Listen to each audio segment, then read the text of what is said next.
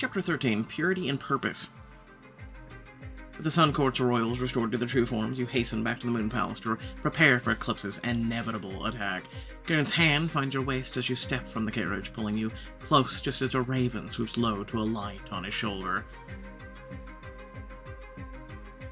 What is it? Are Eclipse on their way? Yes, it seems my half-brother is as eager to get this over with as I am. Splendid. That makes 3 of us. The magpie clambers awkwardly from the carriage, waving idly at a stack of trunks on the roof. Do try not to jostle those. The contents are somewhat explosive. Surreptitiously, you feel in your pocket for Magpie's crystal lens, fingers tracing the precise patterns of its carved surface. The cure for mortality. The magpie said the immortality curse would have to devour my heart, but it would also make me powerful enough to fight Jack. Find yourself gazing at Karen's face and your heart swells with how deeply you love him, fiercely, achingly, hopelessly. I would do anything to protect you, even if it meant breaking my promise. A storm churns behind your eyes, beloved. What are you feeling? I feel determined. We cannot let them win, Karen. Jack and Opulence need to be stopped, whatever it takes.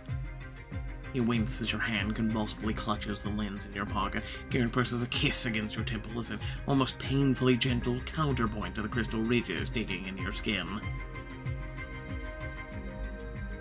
Whatever it takes. The doors of the palace bang open, and you look up in time to see Selma and Sylvia hurrying down the steps. Your Highness, Your Grace, we've been ever so worried. When you didn't arrive at home from the magpies, we didn't know what to think. She stops, staring in disbelief as Radiance and Lustry emerge from the carriage. Beside her, Sylvia goes deathly still, the trauma of her long enslavement to the Sun Court etched deep in her eyes. They are no longer cursed? You cured them? We have no choice. We need their power if we to stand a chance against Eclipse. Otherwise, I would happily have left them in one of the magpie's little drawers. And I'd sure make you left a few fingers behind with us, you pompous twit. You watch as Selma's hurt, fearful expression suddenly hardens into a determined glare. You'd better mind your tongue unless you're eager to find yourself in another dungeon. You dare? We do, actually. This is our home, and you are a guest here. I suggest you remember that. With that, Sylvia takes Selma's hand, and both women march back up the steps, leaving Radiance and Lustry sputtering in indignant rage. Just before they vanish from sight, you see the former Sun Court servants share a triumphant kiss and give Karen a fond smile. If we all can be half as brave as those two, then we might just stand a chance. After a hasty meal and a series of magical messages, you and your allies gather at the makeshift war table one last time. We do not have much time to prepare. Longclaw, your forces are posted at the walls. Yes, I'm not able to rally as many of the Sun Guard as I'd hoped, but after the attack on the palace... You've done more than enough, Longclaw. Besides, we have our animal allies. The beasts of the forest have already begun to arrive. They can sense when the Night Prince needs their help. How very quaint. Merlin fight? Your brave pet dive bombs imaginary foes of your head, swept up in the tense energy of those around you. Magpie, I trust you will know how to best distribute your magical weaponry. Be warned that Eclipse will have some of their own. Oh, indeed. I look forward to expanding my collection. You and Longclaw's guard will engage the bulk of Eclipse's forces. Opulence and Jack will no doubt head straight for the catacombs, where they'll face the trials of the Three Chambers. I've heard rumors of the ancient magics that guard the souls beneath the palace. For once, I am grateful for the Moon Court's paranoia. Assuming those dusty old enchantments are still strong enough to keep our enemies out. I doubt that's a safe assumption, given Jack's connection to the Moon Court, but the trials will at least buy us time. Every minute that they're having to deal with the enchantments is a minute that we have to prepare. My thoughts exactly. There are a few good longbows and other non-magical weapons in the armory. Oleander and I will retrieve them. Everyone else, make your final preparations. Jack's forces will be upon us soon after nightfall. It is a somber group that files out of the dining room, each moving toward their tasks in grim silence. Final preparations? How does one prepare for something like this? Longclaw, do you have a moment? Oh, of course, brother. What do you need? What does he want with Longclaw? He better not be up to something. No, he's making a preparation in case he dies. You edge a little closer to Radiance as he draws Longclaw away, eavesdropping without making your presence obvious. It's simply that... Radiance clears his throat uncomfortably. Now that our uncles are gone, and we are about to engage in a battle for our very way of life, there are certain events now I wish it played out differently. Perhaps once all of this unpleasantness is resolved, you and I might talk more about such things. Of course. I would love nothing more, my dearest brother. Good. Excellent. I shall look forward to our talk then. Yes, I'll let you get back to your work. Longclaw smiles through tears before rushing off, dabbing at her eyes. Radiance looks around, starting self-consciously as he notices you watching. Radiance, that was pathetic. Radiance bristles, his power crackling like a forge fire in the air around him. Lustry only sneers. Goodness, cousin, are you so desperate for familial affection that you'll take it from a beast? Her name is Longclaw. Forget that again, and I'll feed your tongue to Kieran's filthy ravens. You barely stifle a laugh as Radiance whirls on you. And what are you looking at, mortal? I am glad I got through to you. Does Kieran's pet mortal wish to gloat? No, not at all. I'm just happy to have nudged you in the right direction. Go ahead, believe that you had anything to do with this, if you wish. He stalks off in the direction of the armory, and Lustry watches him go with an amused smirk. How about you? Are you going to betray us? I'd rather know now. Fear not, little mortal, I have no intent to kill you, so long as I need dear Kieran's help to kill Opulence and the changeling brat. I suppose that's the best I'm likely to get out from you. Oh, it is, yes. The crystal heavy in your pocket, you glance around quickly and lower your voice. Lustry, you were the only one who saw the Book of the Ancient Curses. Do you think you could use it to deliver a different sort of curse? Something like... Ella. Kieran comes to you at a hurried clip. Lustry slyly moves away in the opposite direction. What is it, my love? You're interrupted by a catacomb of twittering cries, fluttering wings, as hundreds of small silhouettes darken the windows of the ballroom. Leaf! An unlikely flock of mismatched birds flutters in, a familiar shining figure at their head. Ah, good, the reinforcements are here. Kieran comes to greet Her Majesty with a bow, a raven cawing on her shoulder. A king leaf flutters down and sweeps to an elaborate bow before you and Kieran. Bird army, stand ready to fight stupid pet Fae who dare threaten Ella, friend of Leaf. You have been a most loyal friend, Your Majesty. How can we ever thank you? We discuss proper reward later. Worms, I'm sure he'll want worms.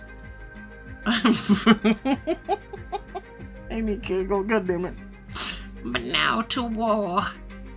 Leaf takes off, streaking back through the open window with her avian honor guard close behind. Careful what you offer Her Majesty. She'll hold you to it later. If she helps us defeat Jack, she can have her pick from the treasury, as far as I'm concerned.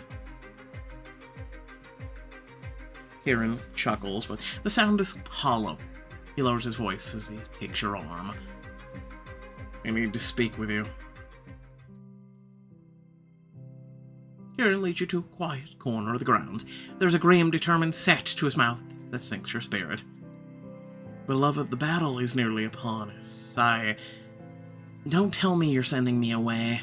Because I won't go. This is my fight too. You call me your equal and a true member of your court, then let me fight for you. Mortal I may be, but I know my way around a sword. And what if you get injured? You'll need... Calm your fury, beloved. As much as I wish to keep you safe and command you to run, as terrified as I am at the thought of losing you, no, my Ella, I will not order you away. Truly? If these trials have taught me anything, it is that you will always follow your own heart. I will not attempt to dissuade you. Kieran makes an elegant gesture, a short sword and a scabbard materializing in the air between you.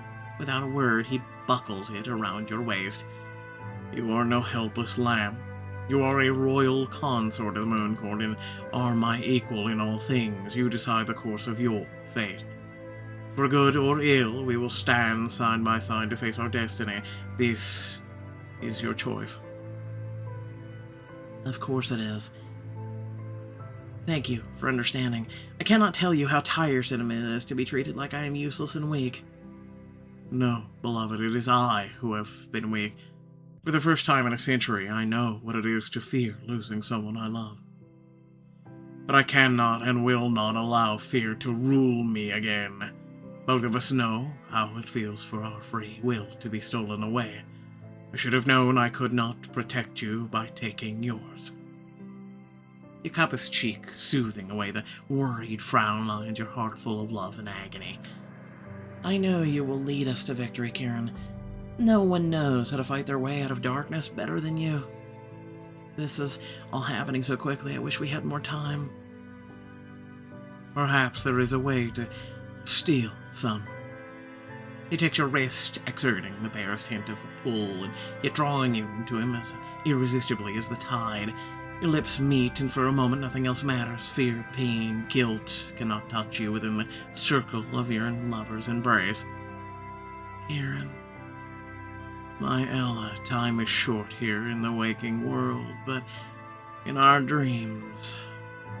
He steals your breath with another desperate kiss, the cool rush of his power rippling against you, setting every nerve alight.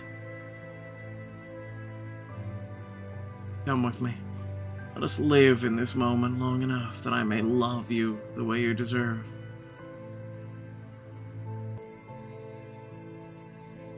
We've never tried this while awake before. We'll find our way. Kieran cradles your face in both hands, and you sink into the depths of his gaze until darkness sweeps you away. Open your eyes, beloved. Oh. You find yourself drifting with Kieran through a celestial wonderland. So many beautiful stars. You shine as brightly as the entire jeweled heavens. Kieran brings the stars down to you in a glittering cascade, draping you in a veil of crystal-studded sky. Your skin sparkles with silver starlight. So beautiful. You trail your fingers through the rosy clouds, painting Kieran's smiling face with the glowing dust of the universe. It's been so long since we've dreamt like this. I've missed it. Your eyes meet, and you crash into a heated kiss. The clouds shimmer and sparkle as if ignited by your passion. I love you, my Ella. Let me show you how much. Though he smiles, his voice is tinged with despondent finality, and you resolve to distract him from melancholy. Oh, Kieran, you'll have to catch me first. Breaking away with a peal of laughter, you take off running through the field of stars. Kieran's eyes widen, twinkling with a playful mischief. And I will hunt you down, my wild creature. You soar through the prismatic sky without fear, without tiring, with all the exuberance of the chase. Zoom through the sky on a cloud. You reach up and tug at a silver whisper of a cloud into your hands and leap atop it, whirling through the endless heavens faster than ever before. Better keep up, Kieran. Two can play this game. The world shifts around you, blurry flashes of wild and fantastical landscapes.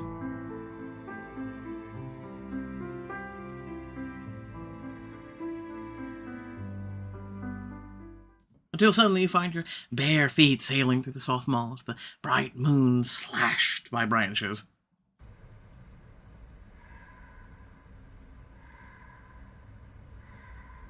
Huh? You cast a glance over your shoulder and realize no matter how fast you run, a shifting shadow keeps a steady distance at your back, glimpses of black feathers at the corner of your eyes. Kieran? A dark thrill surges in your veins as you recall the first time Kieran's beast pursued you through these woods. He is unseen, yet you know he leisurely keeps pace, enjoying toying with you. You shiver to hear his amused voice from the darkness everywhere and nowhere at once. Do you tire of this game yet? Make him work for it. You redouble your efforts even as Kieran calls for you, his voice sweet and enticing and dangerous all at once. Oh, my Ella, why do you forsake me so? You know you cannot run forever. Catch me if you can. Laughing with nervous delight, you dart between the shadowy tree trunks, but then hear an ominous crash as Kieran bounds towards you as the beast. There you are, my sweet, vexing one. You want to be caught, but even so you cry out as the beast gives chase. You hear Kieran's voice in your mind like a whisper in your ear. I shall catch you. What will I do with you then? Shall I be merciful, or does my Ella wish to be punished? You're on the ground before you know what's happening, pinned by one of the deadly claws. You hear his heavy brass above you, the swish of the great feathered wings. Kieran. Did you forget whom you belong? No, my prince. I am yours. The weight upon you lessens as he shifts to his fey form. You feel his mouth against the nape of your neck as he takes a firm fistful of your hair and tugs your head back. Here, takes your chain in hand, tightening his toes around your throat and tugging your head back to whisper against your ear. Did you forget your leash, my little pet? He loosens the chain, but does not let go. You let your head fall back to the earth. Are you going to insist on fighting me, resisting what you know you desire most? You shiver, unable to answer as those soft burning kisses travel down your back, your skin bared to him with one silent command. Be still now. Relax. Kieran. You go boneless as his roving palms warm you, caress you, he paw at your knees with his own, stroking the space between you until you helplessly buck against him. Your body is almost already molten for him from the chase, and he exploits your readiness mercilessly. Kieran, please. I need you now. You try to raise your lower body to get closer to him, but a firm palm at the base of your neck keeps you from turning to look at him. You dare defy your prince, stay where I put you, and take what I offer. His tone dips into dangerous territory. Or do you still mean to cause mischief? I want you to make me behave. You struggle against his hold, and he laughs softly as he limits your every attempt to break free with hardly any effort at all. I adore your rebellious spirit. You know that if you truly wish to be free, you could be, but nothing restrains you in this place. I know. If anything, you are my thrall, O Prince of Night. Whatever shall I do with such a disobedient consort?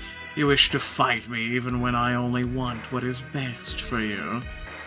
You nod fervently, and Kieran growls, leaning down at your neck. You arc, twist, but he does not give you any leeway. Very well, then. I know what you need, and I will grant you peace. In time. His tone is wicked as he manhandles you the way he wishes, landing a sharp smack to the back of your bare thigh when you resist. Not fair. You want to overpower me? Or you want me to overpower you? Then I will. Spread your thighs further, keeping your head pinned against the earth, the overwhelming heat and size of a threat you can't help longing for. His palm slides against your throat, keeping you still as he whispers against the shell of your ear. My wild one, I caught you, and you are mine to tame. Kieran, I want.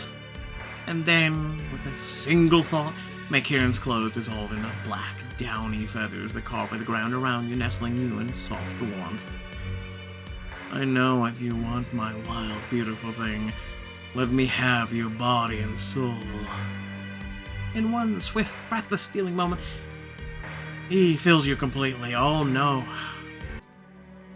We must tread carefully because of YouTube. I saw the way Longclaw and Sir Mondi adored you, not to mention your ravens, and soon I saw glimpses of what they saw. Kieran draws you close and you nestle in each other as if you could become one being. I love your kindness, your spirit. You always say hello to the ravens, even when they are being incorrigible brats. You trail a finger down his cheek, admiring every beautiful, fierce angle of your prince's face. I love the smile you get just before you drag me into bed. I can tell by the look in your eye that every time you're thinking something wicked. And I love the way you look at me when you want me to be wicked. You share soft laughter and lose yourself in reminiscing for what feels like hours. Ella, look at me. I will let nothing separate us, do you understand? You can't promise. And yet I have. I shall always find you. Your heart calls to mine in a language beyond words. This past year has been the brightest of my life. Whatever happens, know this, our love will endure. But all things end, my love, in one way or another. Do you think I would let something so banal as death part us? Not if you could help it. I would scour the heavens and earth. I would let no power surpass that of my own determined will to keep you beside me and beneath me. A smile overflows with a tender devotion. The cups your jaw kisses you, and the universe stills, the moment stretching until you're forcefully drawn back into the waking world. You nearly leave your feet as reality rushes back in, and Kieran puts an arm out to steady you. Oh, careful, beloved. And the cares do return like a wave, swallowing you up as you hold Kieran close. A low, ominous rumble shakes the ground, the rhythmic stomping of hundreds of feet marching through the forest. It seems our guests have arrived. The first shouts and clashes of steel erupt at the walls. Kieran crushes your hand in his, of silent assurance of courage as the beasts of night growl and pace, ready to defend their prince to the death. Bird army to battle, defend the Moon Palace, fight for ally of King Leaf. 1,000 shadows darken the sky over your heads as the army of birds races towards eclipse. But then, amidst all the chaos, the forest goes quiet. There's no clanging of swords, no shouts, no shrieks or calls from Leaf and Kieran's birds. Only a deep, searing hum. And blinded by light, a blinding beam of light bursts through the stone wall, sending a line of Longclaw and Kieran's forces flying. No. In the smoking rubble stands Jack, the stolen power of the sun shining around him and a smirking opulence at his side. I see why you so enjoy this, Jack. It's fun. I have come for what I am owed, Night Prince, for the birthright that was denied me. Kieran snatches up a longbow and quiver as your friends and allies congregate around you. To the source, quickly. Hand in hand, you and Kieran break for the entrance to the catacombs. You careen through the archway into the darkness of the Crescent Moon Chamber, with only under Longclaw, Radiance, and Lustry close behind. Merlin flies by you at breakneck speed. Home. And they disappear into the darkness. The chaos of the battle is swallowed by the cold silence. Though you entered with your allies, you are once again alone. I'm ready for your trick this time, Wolf. But this time, it is Kieran who emerges from the sickly trees. Relieved, you throw your arms around his shoulders, basking in his warmth. Kieran, thank goodness, but does this mean the enchantment isn't working? Jack's army is... You lied to me, Ella. How dare you lie to me? What? You don't want to protect the cure from Jack. You want it for yourself, even after you promised. Kieran, wait. I wasn't gonna do it. You feel for the crystal in your pocket, your heart racing in sudden fear. You were considering it. I swear, Kieran, I wouldn't keep a secret from you. But even if you say it, you feel the deceit in your heart, how you were lying, even to yourself. It doesn't matter, I was only going to leave you anyway. Your skin pricks with unease. He looks and sounds like Kieran. Even his warmth and scent are the same, and yet... You aren't Kieran. You're the Chamber's enchantment, the wolf in another form. You tear yourself away and walk past the false Kieran, but his voice stays with you like a poisoned dagger in your heart. Selfish human. You would rather drive away everyone you love than be at their mercy. Ella. Kieran, the real Kieran, rushes to catch you as you stumble shaking into his arms. Kieran. In his eyes, you see the same haunted, worried despair that you know must be evident in yours, but there's no time for reassurance. Come, we must get across. I doubt the Crescent Moon Chamber will slow them for long. Merlin, help. Merlin appears from the shadows, chirping to the colony of bats above. With their help, you rejoin your friends on the far side of the chasm. Jack and Opulence will be close behind, but the Chamber's enchantment will keep them from attacking us with magic from the other side. But what if they overwhelm it with the source? It is difficult to explain, but the nature of these enchantments gives them incredible strength. If you follow the rules, you may pass with ease, but to break the rules is all but impossible. I suppose we'll find out soon. A loud rumble and a bright light blinds you. Ugh. Then fades just enough to illuminate the two figures, Jack and Opulence, backlit by the falling ash and smoke. They destroyed the Crescent Moon Chamber. Brilliantly done, Kieran. Your plan is failing in record time. Well, you know, the Sun Palace would have fallen by now. Oh, wait, it did. Kieran grabs your arm, hustling you behind a boulder as the others seek cover. He kneels at your side, swiftly knocking an arrow into his longbow. I'm a fool. The Chamber's enchantment is made to keep the unworthy out. Destroying it from the outside is impossible. But your ancestors didn't bother to fortify it against someone who already passed their little test. Amateurs. Jack lifts the lantern, sending a beam of blinding light streaming towards the chasm. But, blessedly, the enchantment holds, the light shatters into a million glittering pieces that cascade into the abyss. Opulence. Sweet boy, have you learned nothing from getting trounced by these fools? Adapt. Opulence makes a slashing motion at a nearby stalactite, shearing it loose from the ceiling. The Thistlebat colony scatters and flees as sharp ancient stones crack and fall deep into the dark void. Merlin, you need to get out of here. It's not safe. Merlin, help. Merlin dive bombs you, climbing into your pocket. Merlin, help. With a delicate grunt of effort, Opulence sends the spear of rock sailing across the chasm. Lustry yelps as the stalactite shatters against the boulder that shields her. Kieran, darling, am I right to believe that if Jack makes it across, his little toy can destroy the enchantment that's currently shielding us from magical attacks? It would seem so. Then we have to keep them from crossing. You peer out from behind your rock, but have to duck down again as another stalactite shatters just inches away. I fear that's going to be even harder than we expected. You must get to the moon source. It's our only chance to level the playing field. We'll hold them here as long as we can. Longclaw lets out a roar that seems to shake the cavern as she fires arrow after arrow. What do we do now? We go through the archway. Once we're past the test of the heart, I will draw as much power as I can from the moon source. It's summer, Kieran, and you don't hold the crown. How do you plan on... Radiance yelps as he sets one foot through the archway, only for the magic barrier to throw him back.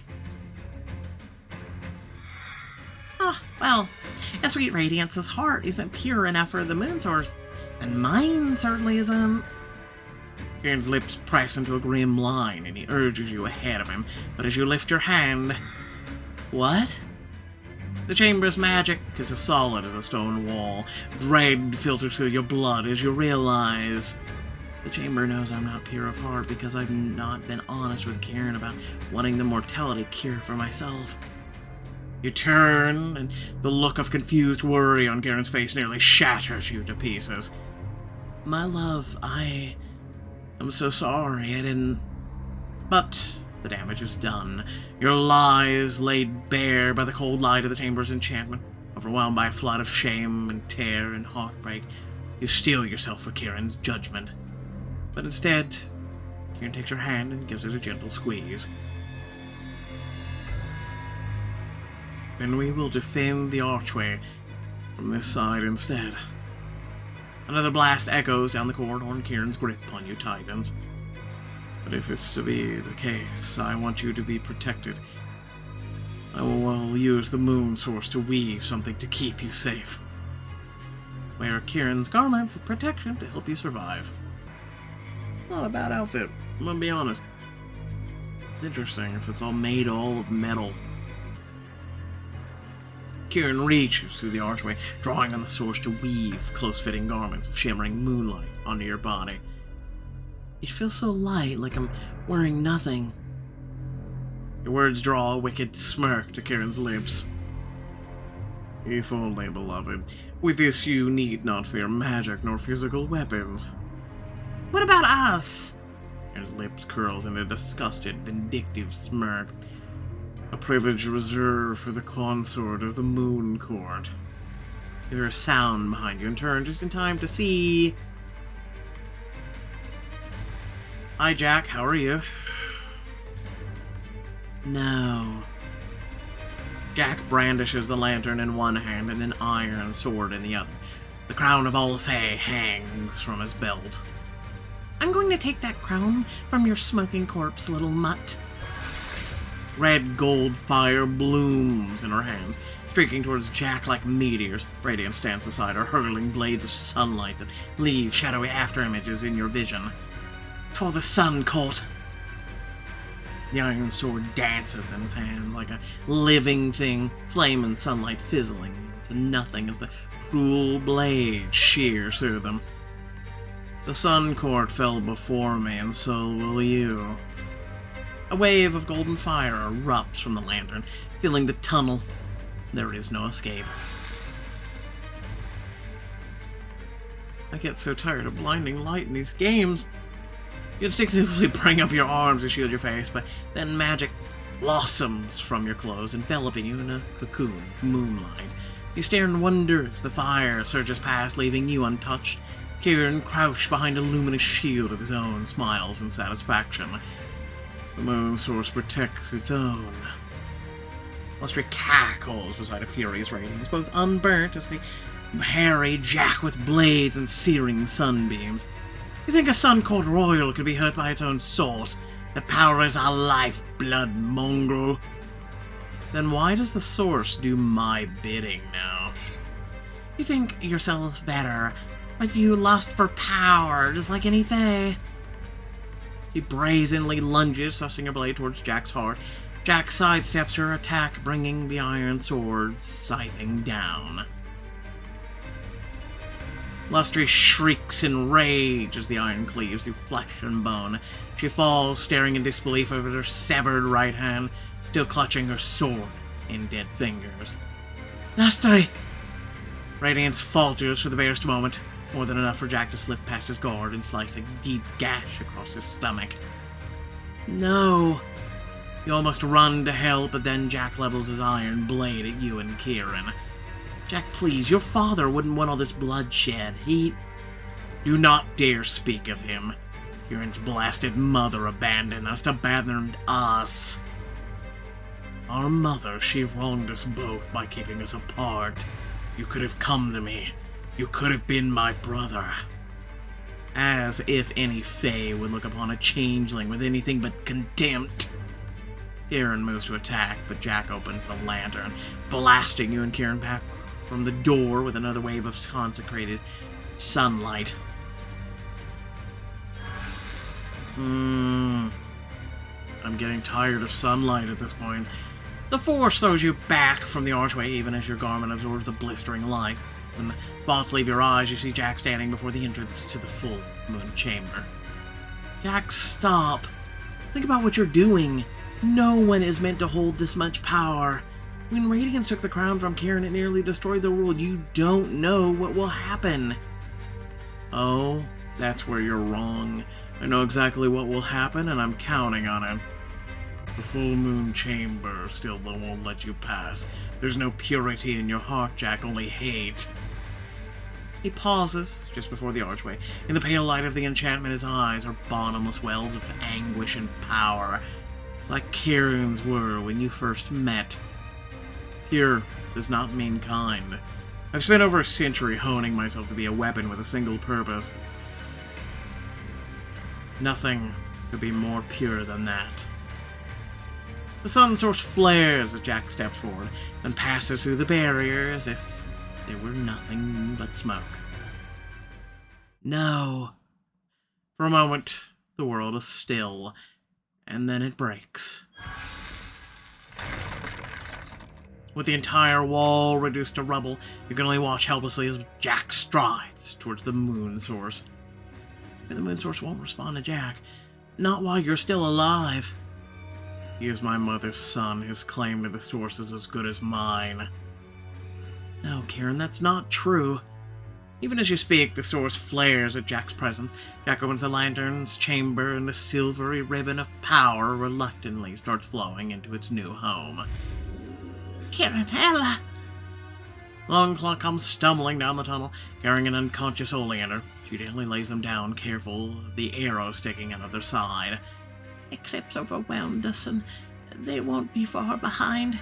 Here, help me. Together you pull the arrow from his ribs, and they begin to breathe a little easier. I don't remember giving you permission to die on me. Oh, you would be an ass when I'm trying to be heroic. Longclaw nods to the dagger-like arrowhead as she begins to bandage Oleander's wound. Perhaps you should keep that. Most changelings are not affected by iron. But opulence is. Keep the arrowhead as a weapon. It might come in handy later. Ah, I see what you did there. You carefully clean Oleander's blood from the arrowhead and wrap it in a handkerchief before putting it into your pocket. I'll see this gets returned to its rightful owner. Kieran, Remy, and over 200 Eclipse fighters were crossing the chasm. Our Radiance and Lustry.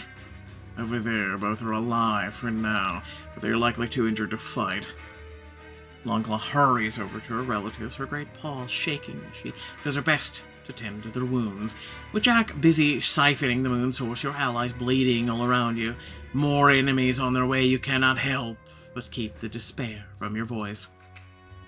Kieran, this is it, isn't it? There's no way we can win except... Shakily, you pull the crystal lens from your pocket. Kieran catches your eye, expression unreadable. Our last resort. I know what I promised you. The not thought of giving up my heart, my love for you, it's unbearable, but if it's the only way we can save everyone. Your eyes blur with hot, unshed tears. Just please, remember who I was. I don't know how this will change me, but I don't think I'll be the same Ella that you love. Just promise me that you'll still remember me as I am now. Remember the Ella who loves you with every fiber of my being, who would do anything for you. I'm sorry, my love. Ella, come here. Your body obeys the soft command without thought, leaning in as Kieran takes your face in both hands, staring in your eyes with such earnest intensity you feel dizzy with it. Beloved, for you, I would set the worlds aflame, tear the sun and moon from the sky. I did not live before I met you. He speaks so softly, the same whisper that caresses the back of your neck in the middle of the night when you wake just enough to hear him say, I love you. Your love was strong enough to break my curse, restore my heart. Trust that mine will be powerful enough to do the same. He kisses you long and passionate and perfect. His tears spill freely down your face. Oh, Kieran. Too soon, your prince tears himself away, feathers already rising from his lustrous skin. I will buy you time. I love you, Ella. And I love you, Kieran, for as long as we both shall live, and beyond. Kieran keeps his eyes on you as he backs away, a shroud of night black feathers enveloping his form as the beast takes over once more. Beyond Kieran, the light in the chamber flickers and warps as the last trickle of the source's power slips into the lantern.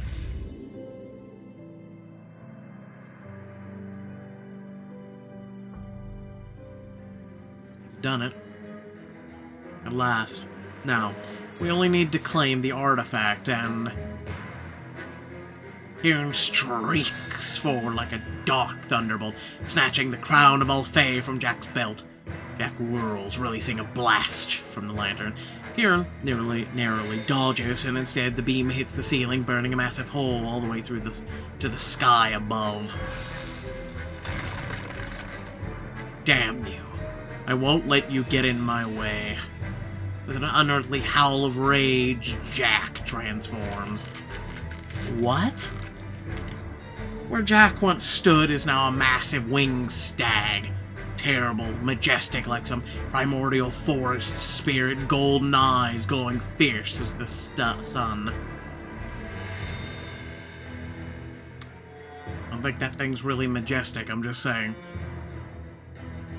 Visceral terror swoops in your gut as Jack's massive wings unfurl. He lets out a haunting bellow that chills your marrow. Kieran takes flight, streaking through the hole in the ceiling. Jack chases after him, the source lantern lying forgotten on the stone floor. You scramble to your feet, snatching up the lantern and stumbling over to the bleeding Lustry, pulling the crystal lens from your pocket. Can you weave the curse? Deathly pale and shaking from blood-loss, Lustry still grins wolfishly. Goodness, this irony is so delicious. It's almost worth the dismemberment. He reaches out, and two glowing ribbons of power begin winding from the lantern towards the crystal. Nearby, Radiant struggles upright with a groan. It takes more than that to bring down the Prince of a Sun Court. Radiance, look out! Radiance turns to face a tunnel as Eclipse fighters begin to pour through.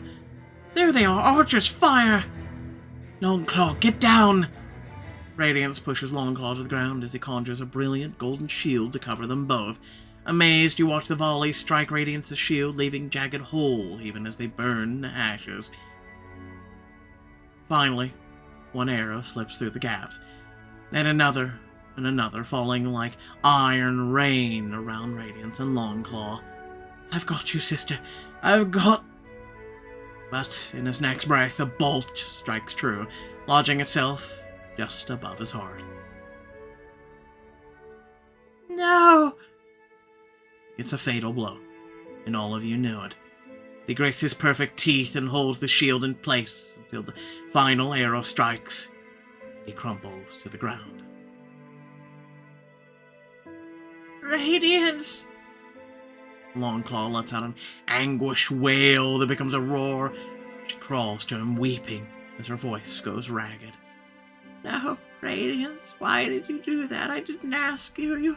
You didn't have to. You want to get to her?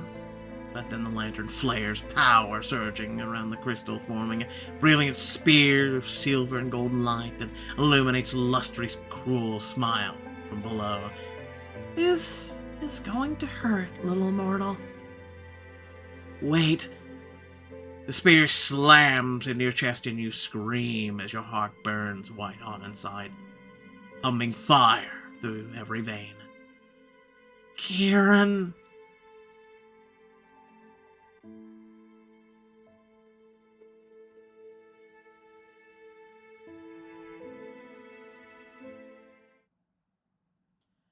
And then suddenly you feel nothing.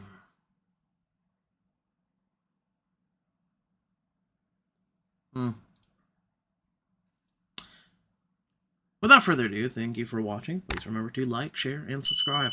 Head down the description, plenty of things to check out there, ways to support, and ways to become an intricate part of this family. Also, consider the join and thanks features that are integrated into YouTube. With that being said, let me know in the comment section below what you thought of this chapter and everything else. And sorry about being a little late today, but today I just haven't felt all that great, so I thought I would get it out to you as soon as I felt a little bit better from my earlier endeavor. Yeah, I tried to pour about 190% of myself into this chapter, because I actually really do enjoy this book, so let me know your thoughts. Thanks again for watching. Catch you all later. Peace out.